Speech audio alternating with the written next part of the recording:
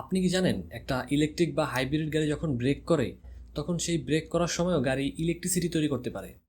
অর্থাৎ গাড়ি যখন স্পিড কমাচ্ছে তখন যে এনার্জি সাধারণত ব্রেকের মাধ্যমে হিট হিসেবে নষ্ট হয়ে যায় তার একটা অংশ আবার ইলেকট্রিক্যাল এনার্জিতে কনভার্ট করে ব্যাটারিতে স্টোর করা সম্ভব।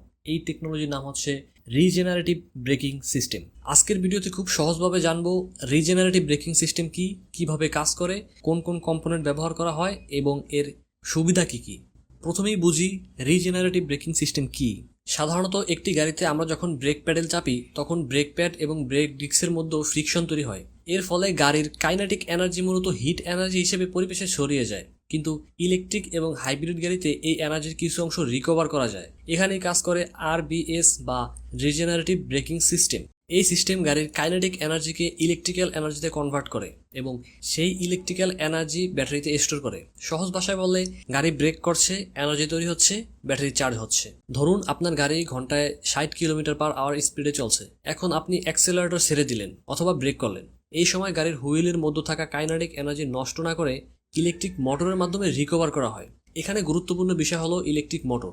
এই গাড়িতে থাকা ইলেকট্রিক মোটরগুলো শুধু মোটর হিসেবে না, প্রয়োজনের সময় জেনারেটর হিসেবেও কাজ করতে পারে। গাড়ি যখন অ্যাক্সেলারেশন দেওয়া হয় তখন প্রথমে ব্যাটারি থেকে ইনভার্টারে শক্তি যায়, সেইখান থেকে ইলেকট্রিক মোটর হতে চাকাকে ঘোরায়। কিন্তু রিজেনারেটিভ ব্রেকিং সিস্টেমে ঠিক এর উল্টোটা হয়। প্রথমে চাকা ইলেকট্রিক মোটরকে ঘোরায়, সেইখান থেকে বিদ্যুৎ তৈরি হয়, ইনভার্টার আসে, সেখান থেকে ব্যাটারি চার্জ হয়। রিজেনারেটিভ ব্রেকিং সিস্টেমের সাথে কয়েকটি গুরুত্বপূর্ণ কম্পোনেন্ট কাজ করে। প্রথমত ইলেকট্রিক মোটর, এটাই সবচেয়ে বেশি গুরুত্বপূর্ণ কম্পোনেন্ট, কারণ ব্রেকিং করার সময় মোটর জেনারেটর হিসেবে কাজ করে। দ্বিতীয়ত ইনভার্টার, এটি মোটর এবং ব্যাটারির মধ্যে ইলেকট্রিক্যাল এনার্জি এবং এর ফ্লো কন্ট্রোল করে। তৃতীয়ত high voltage battery, regenerative braking সিস্টেমের মধ্যে ইলেকট্রিক্যাল এনার্জি তৈরি হয়, ব্যাটারি সেটি স্টোর করে। এর পাশাপাশি ইলেকট্রিক কন্ট্রোল ইউনিট বা ইসিইউ এবং বিভিন্ন সেন্সর গুরুত্বপূর্ণ ভূমিকা পালন করে থাকে। আমরা জানি যে ব্যাটারি সবসময় ডিসি ভোল্ট স্টোর করতে পারে, কিন্তু মোটর তৈরি করে এসি কারেন্ট। সেখানে কনভার্টার এসি ভোল্টেজকে ডিসিতে রূপান্তর করে ব্যাটারিতে পৌঁছায়। আবার যখন অ্যাক্সেলারেশন দেওয়া হয় তখন ব্যাটারি ডিসি ভোল্ট সাপ্লাই দেয়, এই কনভার্টার আবার ডিসি ভোল্টকে এসি করে মোটরে পাঠায়, তখন মোটর থেকে আবার চাকা ঘুরে।